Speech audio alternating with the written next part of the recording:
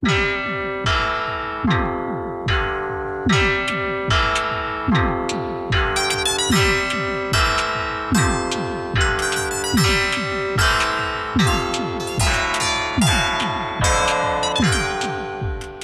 you're a student of musical electronica or an acolyte of Doctor Who, Delia Derbyshire is virtually unknown. And in the early days, that obscurity was a matter of BBC policy. Like those anonymous painters and sculptors who toiled in the Renaissance, it was the workshop that got the credit and not the individual. Here's David Butler again. There was this great admiration for what she was doing, but there wasn't that official, if you like, credit coming. And in the archive, there's a wonderful letter from Martin Esslin, who was head of drama, sound at the BBC. And this letter is from 1964, where he's writing to Desmond Briscoe, praising Delia Derbyshire and asking, could she be properly credited? And if I read you a little bit from that, that memo, because it's extremely revealing. So he says, I've just been listening to the playback of the completed version of The Tower, and should like to express my deep appreciation for the excellent work done on this production by Delia Derbyshire and John Harrison. This play set them an extremely difficult task, and they rose to the challenge with a degree of imaginative intuition and technical mastery which deserves the highest admiration and which will inevitably earn a lion's share of any success the production may eventually achieve. I only wish that it were possible for the names of contributors of this calibre to be mentioned in the credits in the Radio Times and on the air. But failing this, I should like to register the fact that I regard their contribution to this production as being at least of equal importance to that of the producer himself. Even now, programme makers aren't free to put everyone they want in the closing credits. There are no such rules, however, about having credits anywhere else in a show, so we'll sneak one in here. You're listening to Sculptress of Sound, with music by Delia Derbyshire and the BBC Radiophonic Workshop. There, I think she might have liked that. And so as work continues here in Manchester on cataloguing and preserving the archive, I'm meeting up with Mark Ayres and some of Delia's former colleagues to get a first-hand account of the woman behind the work, and of course to hear some of that work itself. Yes, well, yes, I have two. Well, speaking personally, I feel that... Talk out. So this, I guess, is a kind of a convocation of Delia Derbyshire's friends and colleagues. David Vorhaus is here, Mark Ayres, Brian Hodgson and Dick Mills. I wonder whether we could start by just gathering a few impressions of this woman. Who was Delia Derbyshire, Brian Hodgson? She was the most wonderful, infuriating person I've ever met in my life. We were either great friends or great enemies for the whole period, and you never knew, even within the same few minutes, you could be great friends or great enemies. You never knew quite what you just said that upset her. Dick Mills, you worked alongside her at the Radiophonic Workshop. What impact did she make upon you? She was the ultimate planner, down to the last detail. I was more helping her to put it into audible, tangible form.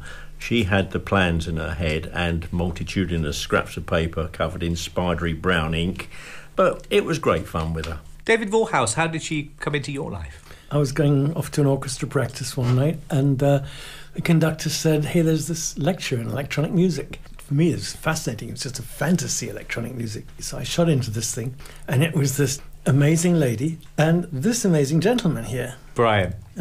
Brian, who were giving this lecture in a group called Unit Delta Plus.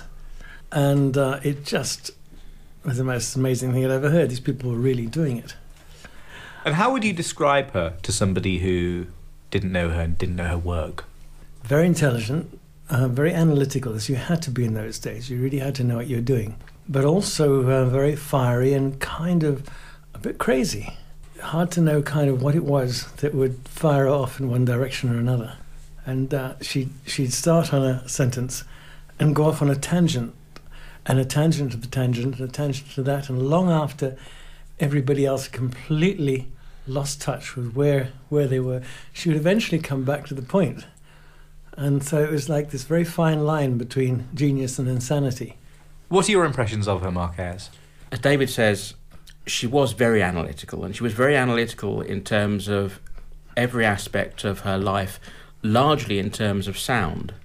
And I was aware in telephone conversations that we'd have a long telephone conversation, it would just suddenly finish, the phone would go dead. And then a week or so later, the phone would ring again, and it would be Delia, and she'd start talking, and I'd not have a clue what we were talking about. And then I realised after a few weeks that, in fact, she would pick up the conversation exactly to the word where she dropped it off.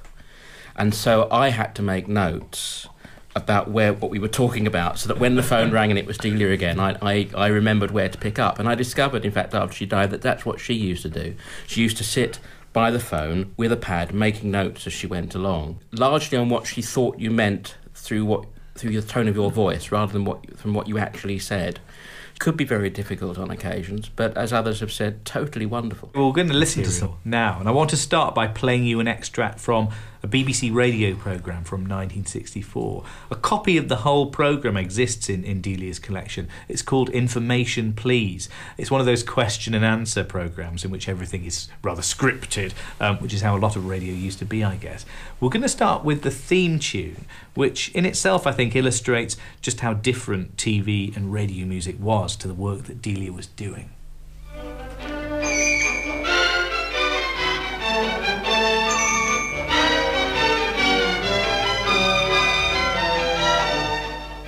How is electronic music produced? How long does it take to paint the fourth bridge? How do comedy writer pairs work? Where does pigskin come from, as we don't skin a pig? Now that really marks the difference, doesn't it, Yes. between what came before and what came after? What are your responses to that, David? Well, I couldn't be more opposite. It's very interesting, actually, because we can speak differently. Even listening to recordings of oneself from that period, we spoke in a completely different way. If you listen to... the BBC was very formalised, and expected their listeners perhaps not to sit to attention, but let's have some... But at least to pay attention. Yes, pay attention. But does what we've listened to there show something about a world which the workshop was beginning to resist in some way? Yes. It was not the world we were actually operating in. Well, let's hear Delia beginning that process of explanation. This is the answer that she gives to the listener's question. It's sort of a points of view type show, this. So you'll hear an actress reading out the letter that prompted Delia's appearance in the programme. At least I think she's an actor. We often hear in mystery or science fiction plays strange, eerie music, which, I understand, is not produced by ordinary musical instruments, but electronically.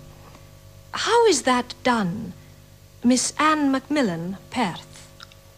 So, to explain how these strange sounds come about, we've gone to a most interesting department of the BBC, their radiophonic workshop, where, for instance, the title music of Doctor Who and many other special sounds and incidental music for sound and television plays are produced. And to explain how this is done, we have with us Miss Delia Derbyshire, a very versatile girl who has a good technical knowledge combined with a musical training and a sense of dramatic ability. So in this workshop you can turn practically any sound into a form of music.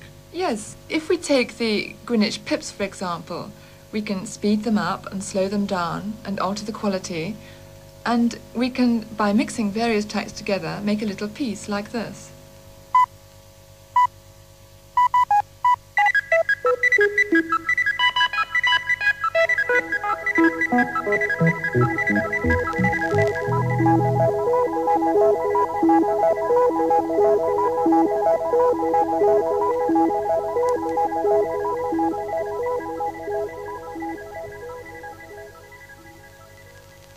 Well, that was a very nice arrangement, and I can distinctly recognize the theme of it, the oranges and lemon themes. I'd never expected to hear it with the Greenwich pips as the instruments, as it were. Well, thank you very much for your explanations and for the very interesting things you've shown me while I've been in your workshop here. Hey, what are you doing to my voice, Mr. Derbyshire? I've turned you into a fish. Thank you very much indeed, Mr. Derbyshire.